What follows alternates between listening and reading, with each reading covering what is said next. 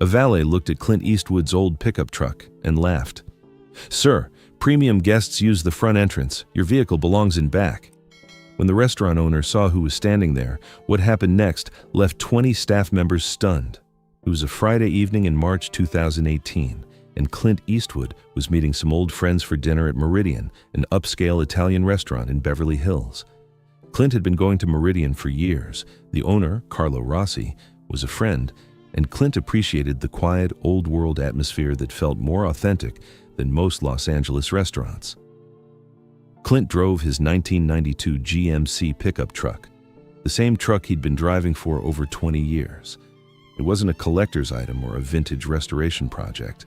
It was just an old work truck, faded paint, a few dents, over 200,000 miles on the odometer.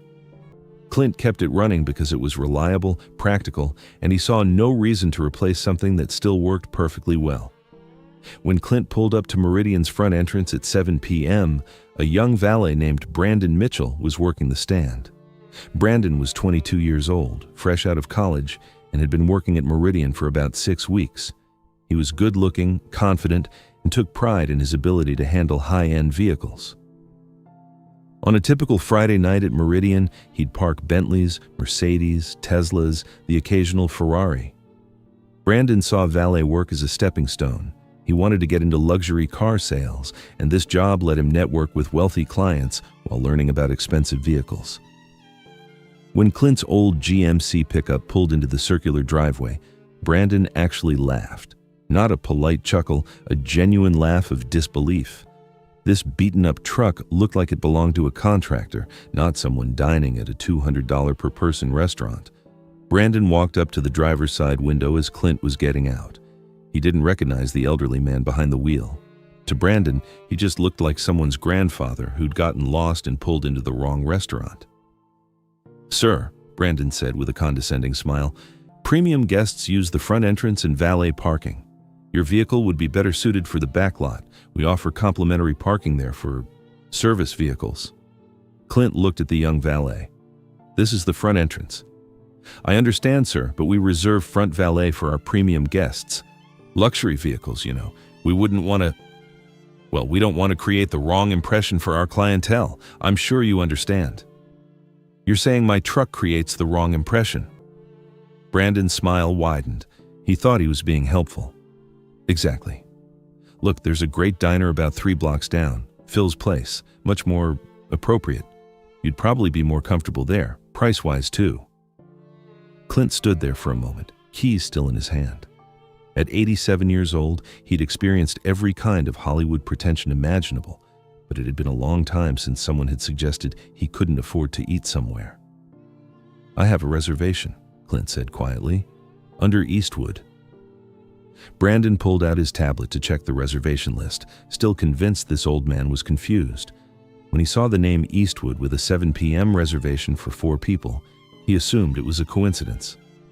"Sir, the Eastwood reservation is for a party of 4. Are you picking someone up?" "I'm having dinner here." Brandon laughed again. "Sir, I don't think... Look, I'm trying to help you. This is a very expensive restaurant. The Eastwood party is probably business associates or something. You really would be more comfortable at..." "Brandon!" The sharp voice came from the restaurant entrance. Carlo Rossi, the owner, had stepped outside to check on the evening service. He'd seen Clint's truck pull up and had come out to greet his old friend. Carlo was moving fast, his face a mixture of horror and fury. "Brandon, what are you doing?" "Just directing this gentleman to more appropriate..."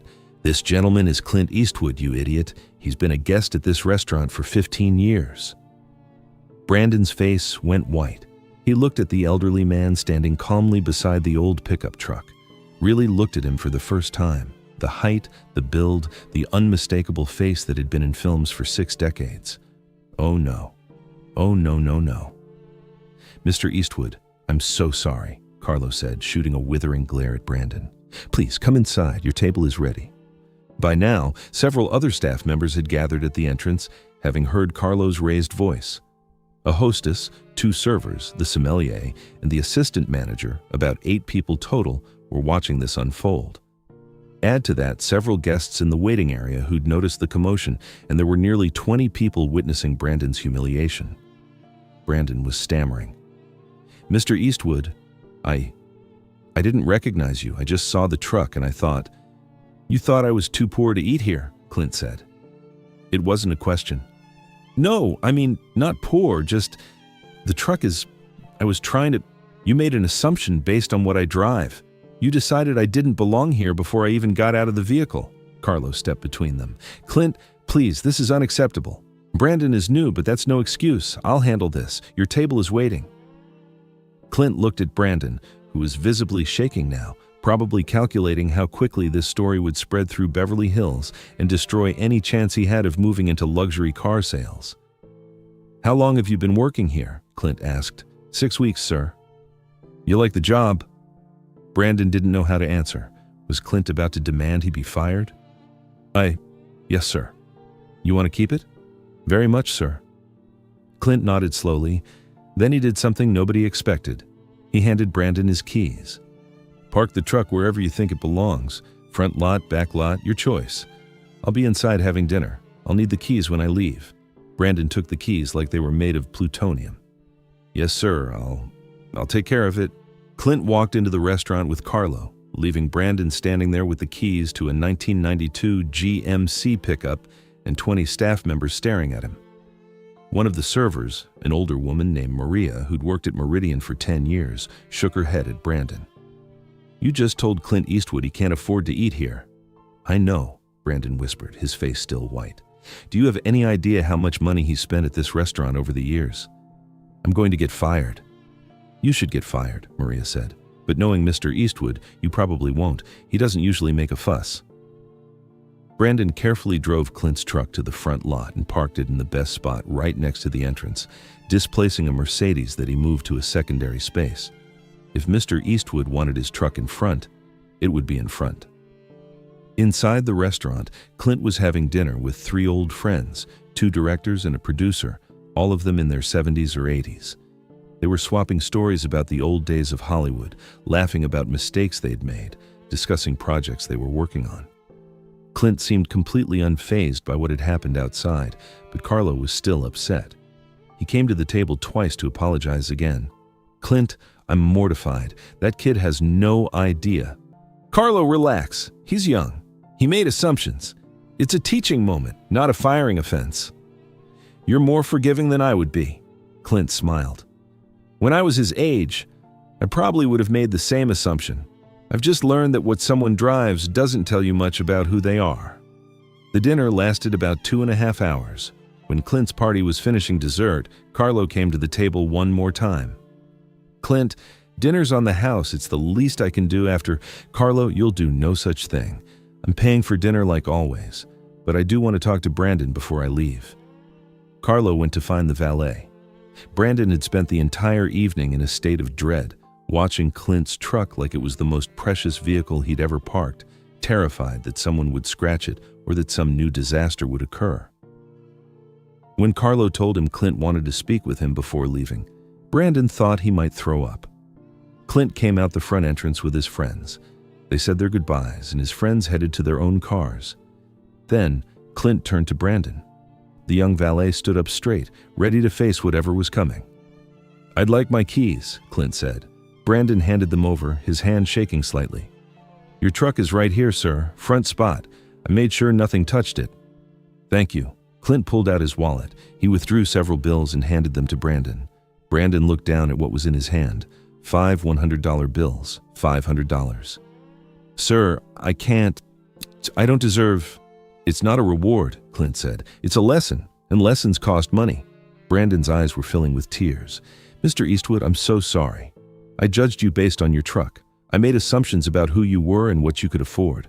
I was condescending and rude. There's no excuse for it. You're right, there isn't. You saw an old man in an old truck and decided he was beneath you. That tells me something about how you see the world. The question is, what are you going to do with that information? I don't understand. You have 2 choices. You can take that $500 and learn nothing from tonight. Tell your friends a funny story about how you insulted Clint Eastwood and he still tipped you. Make it an anecdote. Or you can let tonight change how you see people.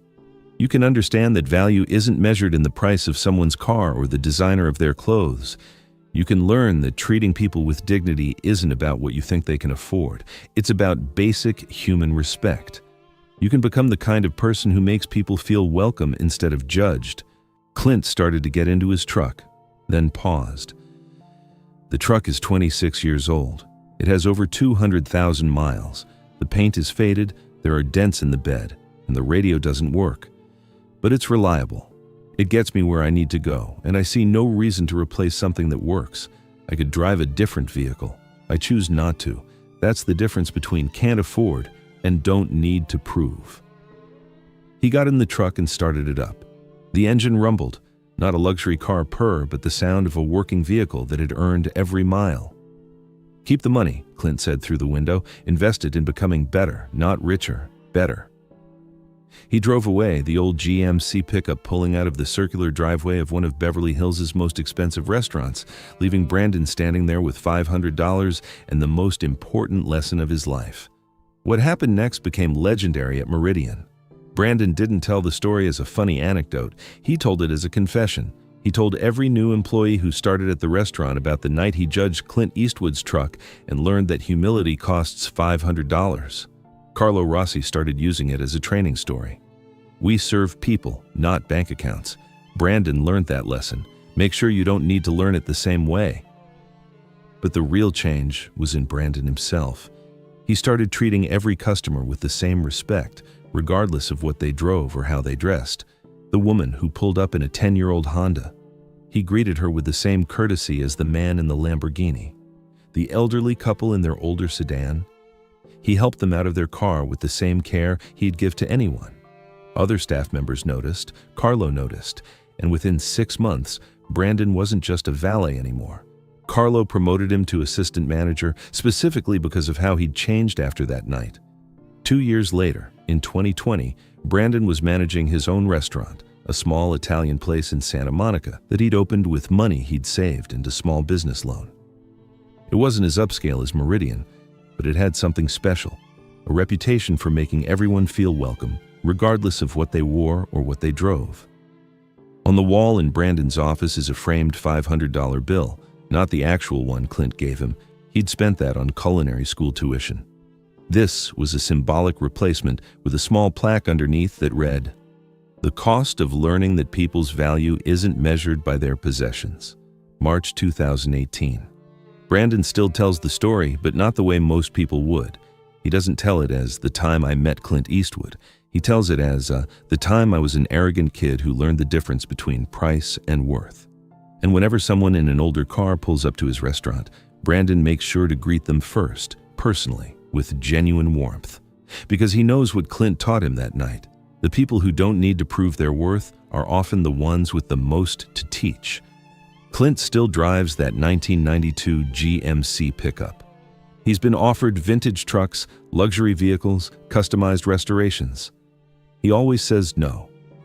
The truck works. It's reliable. It's honest. Those 3 things matter more to him than what anyone thinks when they see it. And somewhere in Santa Monica, a restaurant manager who once laughed at that truck now understands why. If this story of class prejudice meeting quiet dignity, of a $500 lesson in humanity, and of learning that what we drive says nothing about who we are, moved you, make sure to subscribe and hit that like button. Share this with anyone in customer service, anyone who's been judged by appearance, or anyone who needs to remember that treating people well isn't about what you think they're worth. It's about recognizing that everyone deserves basic respect. Have you ever judged someone by their car, clothes, or appearance only to learn you were completely wrong? Share your story in the comments, and don't forget to ring that notification bell for more incredible true stories about the difference between price and value.